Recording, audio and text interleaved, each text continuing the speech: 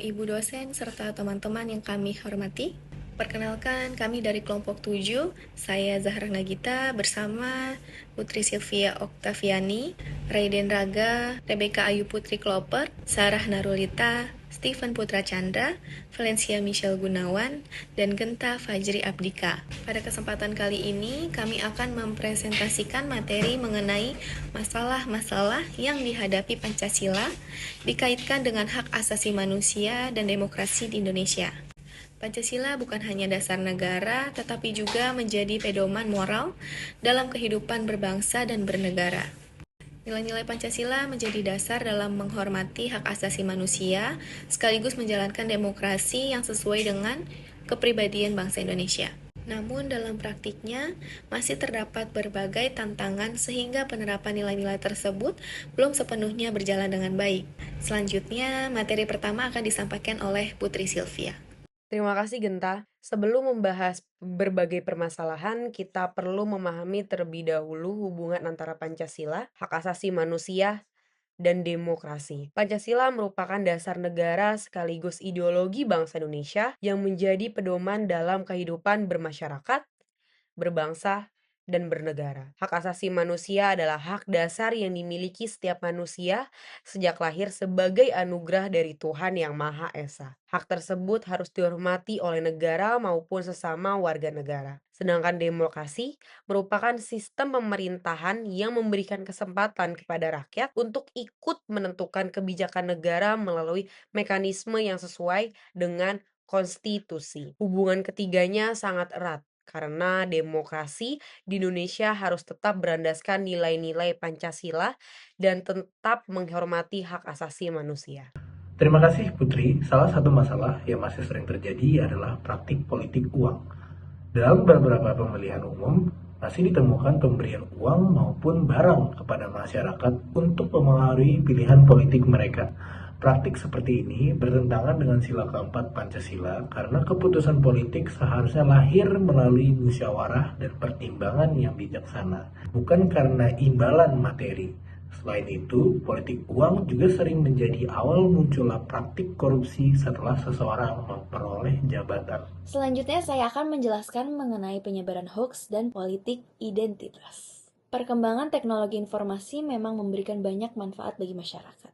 Namun, media sosial juga sering digunakan untuk menyebarkan berita palsu, ujaran kebencian, bahkan provokasi yang memanfaatkan isu suku, ras, agama, dan antar golongan. Jika kondisi tersebut dibiarkan, maka masyarakat akan mudah terpecah hanya karena perbedaan pilihan politik.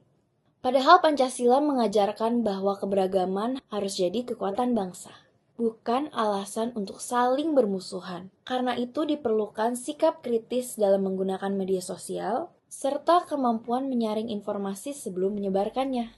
Selanjutnya, saya akan menjelaskan mengenai pelanggaran hak asasi manusia. Walaupun Indonesia telah memiliki berbagai peraturan mengenai HAM, dalam kenyataannya masih terdapat berbagai bentuk pelanggaran seperti diskriminasi, penyalahan guna kekuasaan, kekerasan, hingga perlakuan yang tidak adil terhadap kelompok tertentu.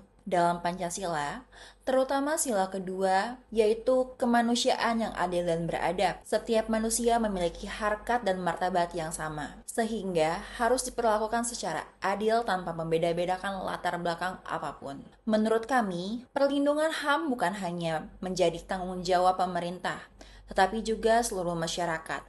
Menghormati hak orang lain merupakan salah satu bentuk nyata pengalaman nilai Pancasila dalam kehidupan sehari-hari. Terima kasih, Sarah. Selain pelanggaran HAM, demokrasi Indonesia juga menghadapi berbagai tantangan lainnya. Misalnya, rendahnya partisipasi masyarakat yang berkualitas, kemudian meningkatnya polarisasi politik, serta masih adanya kepentingan kelompok yang lebih diutamakan dibandingkan dengan kepentingan bangsa. Dalam demokrasi Pancasila, perbedaan pendapat merupakan hal yang wajar. Namun, perbedaan tersebut seharusnya diselesaikan melalui dialog, musyawarah, dan saling menghormati, bukan melalui permusuhan ataupun tindakan yang dapat memecah persatuan bangsa. Menurut kelompok kami, terdapat beberapa solusi yang dapat dilakukan. Pertama, memperkuat pendidikan Pancasila sejak usia dini agar masyarakat memahami nilai-nilai kebangsaan secara lebih mendalam. Kedua, meningkatkan literasi digital sehingga masyarakat tidak mudah percaya terhadap berita palsu. Ketiga, memperkuat penegak hukum terhadap praktik korupsi, politik uang, serta pelanggaran HAM. Keempat, membangun budaya musyawarah sehingga setiap perbedaan dapat diselesaikan secara damai tanpa menimbulkan konflik yang berkepanjangan. Apabila langkah-langkah tersebut diterapkan secara konsisten, maka demokrasi Indonesia akan berkembang lebih sehat dan sesuai dengan nilai-nilai Pancasila. Sebagai penutup isi materi, kelompok kami menyimpulkan bahwa Pancasila tetap menjadi pedoman utama dalam menjaga keseimbangan antara demokrasi dan hak asasi manusia di Indonesia. Permasalahan yang terjadi saat ini bukan karena Pancasila sudah tidak relevan, tetapi karena implementasi nilai-nilainya masih belum dilakukan secara konsisten oleh seluruh pihak. Oleh sebab itu, diperlukan kerjasama antara pemerintah, lembaga negara, serta masyarakat agar nilai-nilai Pancasila benar-benar diwujudkan dalam kehidupan sehari-hari. Selanjutnya, kami kembalikan kepada Genta sebagai moderator. Terima kasih. Demikian presentasi dari kelompok 7 mengenai masalah-masalah yang dihadapi Pancasila.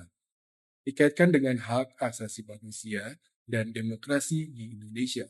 Semoga materi yang kami sampaikan dapat memberikan pemahaman bahwa Pancasila tetap menjadi landasan utama dalam menjaga demokrasi, sekaligus menghormati hak asasi manusia di Indonesia. Apabila terdapat kekurangan dalam penyampaian kami memohon maaf. Terima kasih atas perhatian Bapak dan Ibu, serta dosen dan teman-teman.